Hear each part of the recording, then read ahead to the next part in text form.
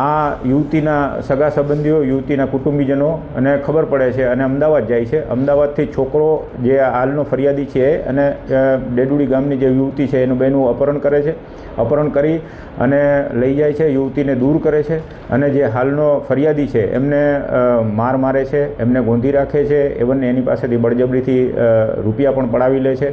વાવ થરાદ જિલ્લામાં એક ખૂબ ચોંકાવનારી ઘટના સામે આવી છે, જેમાં એક ગામના યુવક સાથે મૈત્રી કરારમાં રહેતી યુવતીના પરિવારે યુવકનું અપહરણ કરીને તેની સાથે અમાનવીય વર્તન કર્યું છે અને યુવકની હાલત ગંભીર હોવાથી તેને થરાદની સરકારી હોસ્પિટલમાં ખસેડવામાં આવ્યો છે. થરાદ પોલીસ સ્ટેશનમાં સમગ્ર મામલે 12ની સામે નામજોગ અને અન્ય 12 અજાણ્યા શખ્સોની સામે ગંભીર કલમો હેઠળ ગુનો નોંધવામાં આવ્યો છે. તો આવો જાણીએ સમાચાર વિસ્તારથી. નમસ્કાર, જમાવટ સાથે હું છું પાર્થ.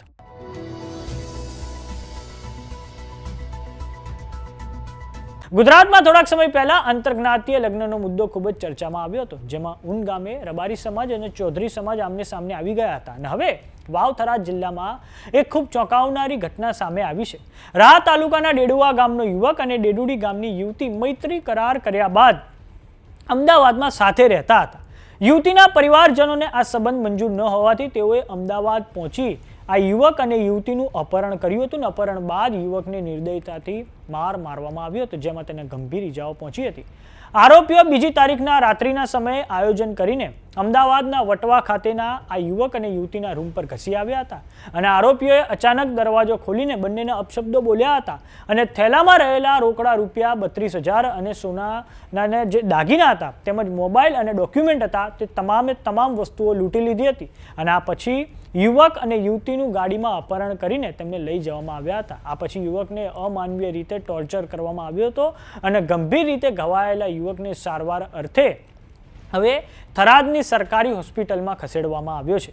ભોગ બનનાર યુવકની ફરિયાદના આધારે થરાદ પોલીસે લાખાણીના કુવાણા ગામના સરપંચ સહિત 12ની સામે નામજોગ અને અન્ય 12 અજાણ્યા શખ્સો મળી કુલ 24 લોકોની સામે ગુનો દાખલ કર્યો છે અને આ કેસની તપાસ police sub inspector Chirag Prithviraj ચૌધરીને સોંપવામાં આવી છે.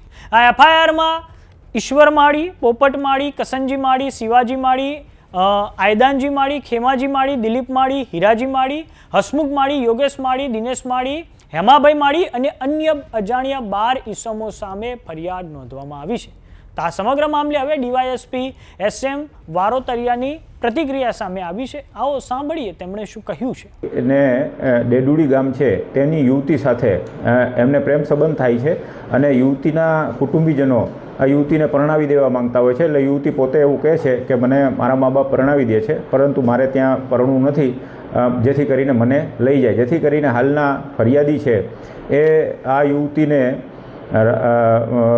એના રક્ષણ માટે થઈને એને લઈ જાય છે. પછી રાજસ્થાન જાય છે. રાજસ્થાન જઈને ત્યાં મૈત્રી કરાર કરી લે છે અને મૈત્રી કરાર કરીને તેઓ લગભગ છેલ્લા 1 મહિનાથી અમદાવાદ રહેતા હોય છે.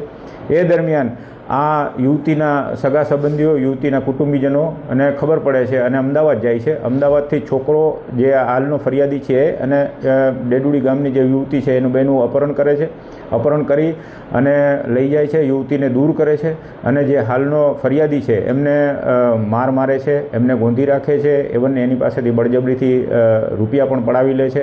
આવું બધું કૃત્ય કરી અને એમને પછી એમના ઘરની બાજુમાં ત્યાં છોડી દે છે, જેથી 112માં ફોન થતાં 112 અમારા થરાદ પોલીસ સ્ટેશનની જાય છે અને એમને હોસ્પિટલે લઈ જાય છે. હોસ્પિટલેથી ફરિયાદ લેવામાં આવે છે. આ કામે કુલ 12 આરોપીઓ વિરુદ્ધ નામજોગ ફરિયાદ છે અને બાકીના અન્ય 12 અજાણ્યા ઈસમો છે. આમ કુલ 24 ઈસમો વિરુદ્ધ ફરિયાદ દાખલ થયેલી છે થરાદ પોલીસ સ્ટેશનમાં અને ભારતીય ન્યાય સંહિતાની કલમ 140(1), 115(1), 118(1), 308(2), 61(1), 189(4), 190, 351(3), 296(b) મુજબની ગુનો રજીસ્ટર થાય છે. આ ગુનાની તપાસ થરાદના પોલીસ સબ ઇન્સ્પેક્ટર શ્રી ચીપી ચૌધરી તપાસ ચલાવી રહી છે. આ ગુનાના કામે હાલે 3 આરોપીઓને અમે રાઉન્ડ અપ કરી લીધા છે અને તેઓની પૂછપરછ ચાલે છે. જે આરોપીઓ રાઉન્ડ અપ થયેલા છે તેમાં ઈશ્વરભાઈ ગણેશજી માળી, પોપટભાઈ દાનાજી માળી અને કરશન પ્રભુજી માળી, આ 3 આરોપીઓ અત્યારે રાઉન્ડ અપ થયેલા છે અને તેની તપાસ થાય છે. ગુનો ગંભીર પ્રકારનો છે અને આવા ગુનાની અંદર કડકમાં કડક કાર્યવાહી કરવામાં આવશે. જે યુવતી હતી એ પરણિત હતી કે અપરિણિત? એ દિશામાં અત્યારે તપાસ ચાલી રહી છે. પરણિત નહોતી, એને પરણાવવાના હતા હમણાં, પણ છતાં એ દિશામાં અત્યારે તપાસ ચાલી રહી છે. સાહેબ, જે 12 લોકો વિરુદ્ધ ફરિયાદ દાખલ કરવામાં આવી છે અને અન્ય 12 જણા છે એ યુવતીના કયા સંબંધમાં સગાવાલા થાય છે? એના નજીકના કુટુંબી, જેમ કે કોઈ કુટુંબી ભાઈ થતો હોય, કોઈ કુટુંબી એના બાપુજી, એના ફાધર, એના કાકા, એવી રીતે છે. સાહેબ, આગામી સમયમાં પોલીસ કેવા પ્રકારની કાર્યવાહી? આવા હિનિયસ ક્રાઇમ છે. આવી રીતે કોઈને મતલબ દૂર કરવા અને આ એક ગંભીર પ્રકારનું કૃત્ય છે. સમાચારોમાં અત્યારે બસ આટલું. જોતા રહો જમાવટ. જો તમે અમને યુટ્યુબ પર જોઈ રહ્યા તો સબસ્ક્રાઇબ કરો, જો તમે અમને ફેસબુક પર જોઈ રહ્યા તો ફોલો કરો.